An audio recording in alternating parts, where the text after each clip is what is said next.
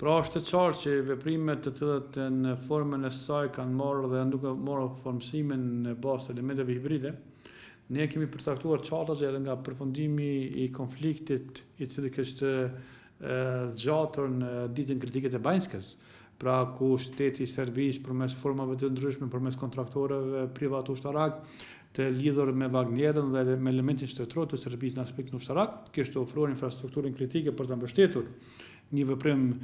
terrorist diverzant madje mbi institucionet e Republikës Kosovës për të aneksuar pjesën veriore, dhe që një gjë e tillë ishte ndaluar nga ana e institucioneve të Republikës Kosovës, Policisë Kosovës dhe mekanizmave të tjerë të inteligjencës në bashkërendim me faktorë ndërkombëtar duke shkëmbyer informacione preliminare edhe në kohë reale për të marrë veprime të duhura. Sa përket pyetjes të juaj në pjesën e asaj që sulmi mbi infrastrukturën kritike patëm mbi kanalin e Iberlepencit, i cili është një nga elementet kruciale të sigurisë nacionale, ku dihet që pjesa dërmuese e Republikës Kosovës është varur nga sistemi i Ujmanit, respektivisht për pjesën e ftofjes së turbinave në pjesën e termoelektronave, por njëkohësisht edhe për i cili shërben për pije të ujit. Një veprim i tillë ka patur dy qëllime: qëllimin politik për të përçuar mesazhin e qartë nga ana e strukturave paralele të Serbisë, të cilët dojnë të thonë që ne jemi prezent këtu në pjesën veriore të Kosovës, ne punojmë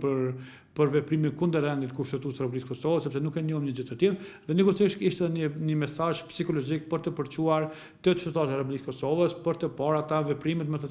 të çështme, dhe njëkohësisht për të ngritur një pakënaqësi të qytetarëve të Republikës Kosovës, duke i kundërvijë me qëllimin ndaj interesave të Kosovës në veri, pra duke krijuar momentume të caktuara politike.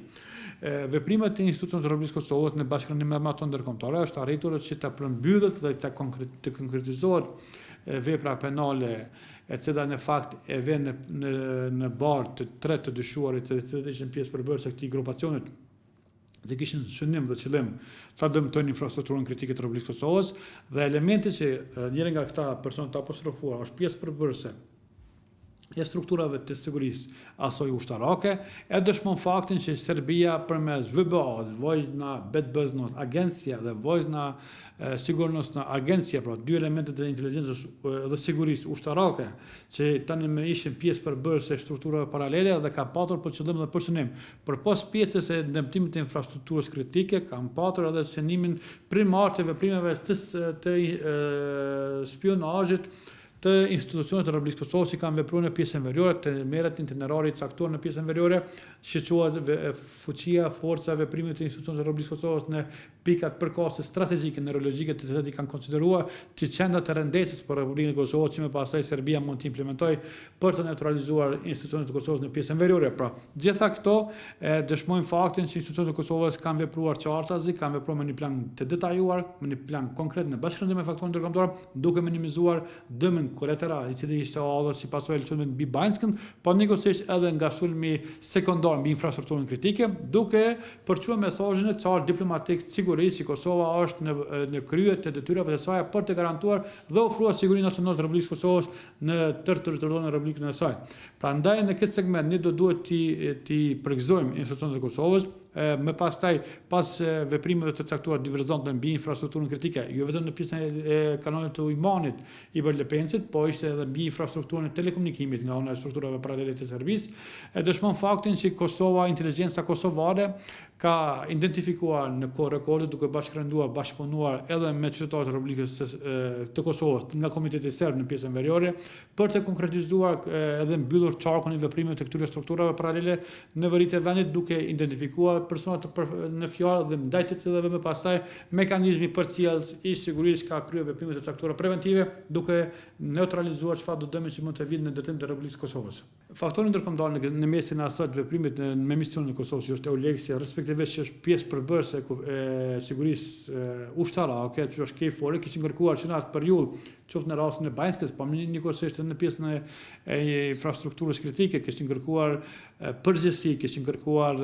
edhe sharrime shtesë për këtë veprimeve dhe mos veprimeve, njëkohësisht duke marrë informacione preliminare nga pjesa e strukturave të Serbisë, të cilët bashkëpunojnë faktorë ndërkombëtar në Republikën e Kosovës, pra në takimet bilaterale me ish komandantën e KFOR, me komandantën aktual të KFOR, pra takimet bilaterale, takimet të cilat janë në kuadër të planit të veprimit të komandës së KFOR-it në Republikën e Kosovës, për të garantuar një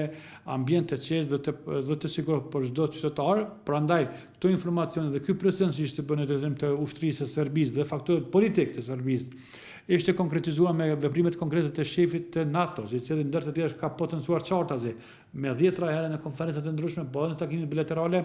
dhe në forma të ndryshme që të kërkohet sa më parë që para organeve të drejtësisë të dalin persona të involvuar, të dalin persona të ishin pjesë përbërëse e arsimit të planeve konkrete në drejtim të Kosovës, në drejtim të cënimit të sigurisë ndërkombëtare, e cila vepron në Republikën e Kosovës në bashkëpuntim me institucionet e Republikës së Kosovës për të garantuar dhe ofruar rang dhe siguri për çdo qytetar.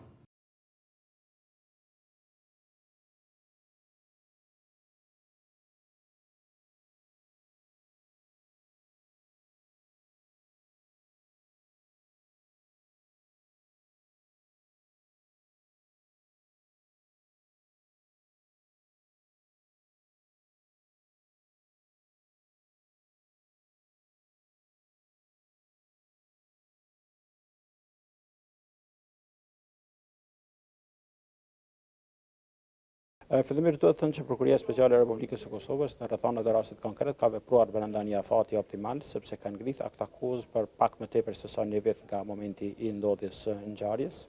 Fakti që është thënë që në kuadër të procesit hetimor kanë qenë të përfshirë mekanizme siç është rasti i FBI-t, në bindjen time e bën akt akuzën më të argumentuar, më kualitative dhe mbetet të shihet se si do të veprohet tutje në çurin e procesit të mëpastaj gjyqësor. Po ashtu, vlen theksohet që kategoria e veprave penale për cilat akuzohen tashmë të pandehërit janë vepra relativisht të rënda, shkalla e ndeshkueshmërisë për të cilat parashihet me burgim deri në 25 vite. Mirë po megjithatë është një procedurë para institucioneve të drejtësisë për të argumentuar përkatësisht prokuroria për ta bindur gjykatën që në raport me të pandehërit akuzat të cilat rëndojnë mbi ta janë të bazuara. Fakti që dispozitat respektive të kodit të procedurës penale përcaktojnë 2 vite mundësi zhvillimi e hetimi, madje në rrethana komplekse siç besoj që është rasti konkret, edhe me mundësi e shtimit në një viti shtesë, do thonë është ngrit akt akuza pak më tepër se sa një vit, vlerësoj që prokuroria ka qenë efikase në drejtim të trajtimit të këtij rasti dhe ngritjes së akt akuzës brenda afatit optimal. Natyrisht rastin do ta trajtojë Departamenti Special në kuadër të Gjykatës Themelore të Prishtinës, ai është përgjegjës për trajtimin e akt akuzave që ngriten nga ana e Prokurisë Speciale, por shpresoj që njëta do të trajtohet me efikasitetin dhe prioritetin e nevojshëm mbi bazën e dispozitave ligjore, për çka natyrisht që në rast se të njëjtit do të argumentohen që kanë qenë përgjegjës të marrin dënimin e merituar mbi bazën e asaj që përcakton ligji në fuqi.